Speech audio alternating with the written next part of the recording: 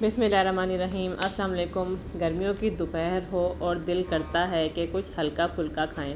ये दही वाली मिर्चें बनाएं और रोटी और चावल के साथ आराम से इंजॉय करें।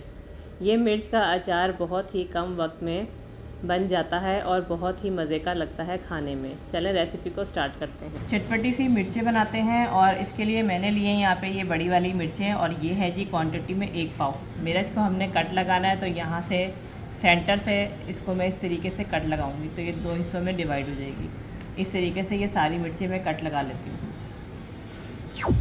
मिर्चों को कट लगा लिया है। अब चलें हम दूसरे स्टेप की तरफ चलते हैं। अब इसका नेक्स्ट स्टेप करते हैं और कुकिंग स्टार्ट करते हैं। यहाँ पे मैं एक पैन ले रही हूँ। पैन के अंदर मैं आधा कप ऑयल डाल रही हूँ। ऑयल को थोड़ा गर्म होने देते हैं। यहाँ पे मैंने लिया सरसों का तेल। अगर आपके पास सरसों का तेल नहीं है आप दूसरा ऑयल भी ले सकते हैं। ऑयल थोड़ा गर्म हो गया तो इसमें मैं ऐड करूँगी 1 टीस्पून साबुत ज़ीरा। यहाँ डालेंगे लहसुन के जवे। 4-5 लहसुन लेके इस तरीके से कट कर लिया। हाफ़ टेबल स्पून डालेंगे इसके अंदर अचारी राई।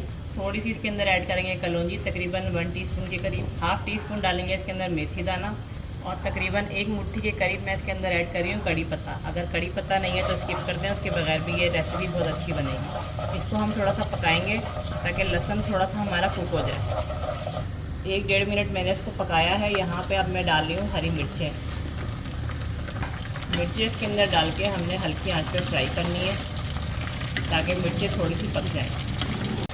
अब ये देखें, मिर्चों को मैंने 2 मिनट पकाया है मीडियम आंच पे और मिर्चों का कलर चेंज हो रहा है, ये अच्छे से फ्राई हो रही है। आंच मैंने थोड़ी स्लो कर दी है। अब इस पर डालेंगे हम कुछ मसाले। यहाँ पे मैं ले रही हूँ कुटी हुई सौंफ 1 टेबल स्पून और ये कुटा हुआ साबुत धनिया लिया है मैंने, ये भी 1 टेबल स्पून। नमक ऐड करेंगे 1 टीस्पून। नमक आपने टेस्ट के हिसाब से डालना है। यहाँ पर मैं इसके अंदर ऐड कर रही हूँ कश्मीरी लाल मिर्च हाफ़ टी स्पून। कश्मीरी लाल मिर्चें ये सिर्फ हम कलर के लिए ऐड कर रहे हैं, इसका कोई भी वो तेज़ी वगैरह से नहीं होती क्योंकि मिर्ची तो वैसे ही ऑलरेडी तेज़ होती हैं। तो बस ये डाल के थोड़ा सा इसको मिक्स करते हैं। बहुत ही मज़ेदार सी यहाँ पे इस टाइम खुशबू आ रही है। इसके अंदर हमने पानी वगैरह कुछ भी ऐड नहीं करना। इसमें अब मैं ऐड करूँगी यहाँ पे लेमन जूस। मिर्चों को चटपटा सा और खट्टा बनाने के लिए इसमें नींबू का जूस डालेंगे। नींबू का जूस डालने के बाद हम इसको थोड़ा सा ज़रा मिक्स करते हैं।